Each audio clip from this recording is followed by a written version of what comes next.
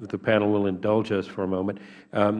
Mr. Scoville, I read through your testimony and listened to what you had to say. The bulk of the IG recommendations out of the DOT, rightly so, deal with safety issues and bridges in particular. I know in the district I represent, we have an aging bridge that we're looking at $600 million that we're going to have to replace, and that's not uncommon around the country.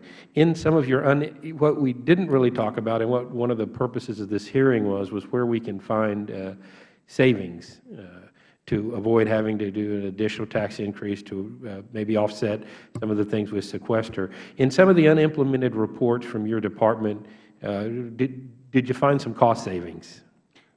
Of course we did. Thank you, Mr. Farenthold. Last year we had financial recommendations totaling $1.7 billion for the Department.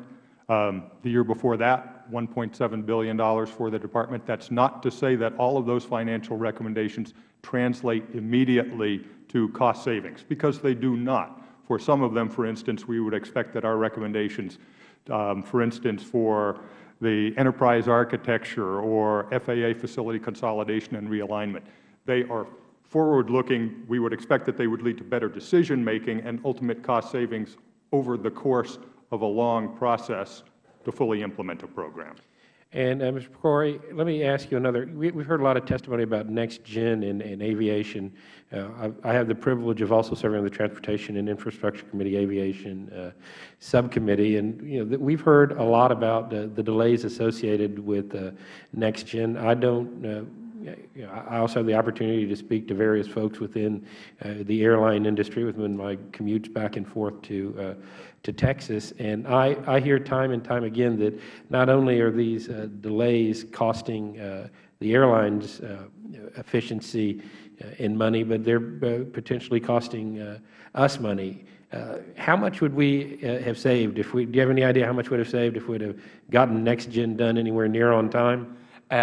We can get you some estimates of the accelerated benefits, but I will tell you just in one piece of it, using required navigation performance in Seattle-Tacoma Airport, where it's in place right now, it's saving the airlines a significant amount of money. It's also the equivalent to taking a couple thousand cars off the road in terms of environmental savings. And I know they're struggling getting a route from Houston to Corpus Christi that's all been done. There's some sort of other regulatory approval, I think environmental.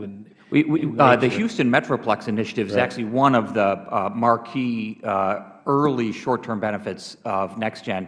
I've been down to Houston to actually meet with the interdepartmental staff working on it. They take great pride in getting the approvals concurrently, in designing the approaches and the other required parts on an accelerated basis. They're literally committed to shaving years off of what would be a multi-year process. And is there anything that this committee can do to help expedite that process? Congress has been very supportive historically of NextGen, which is a multi-year system of systems that, quite frankly, is very expensive.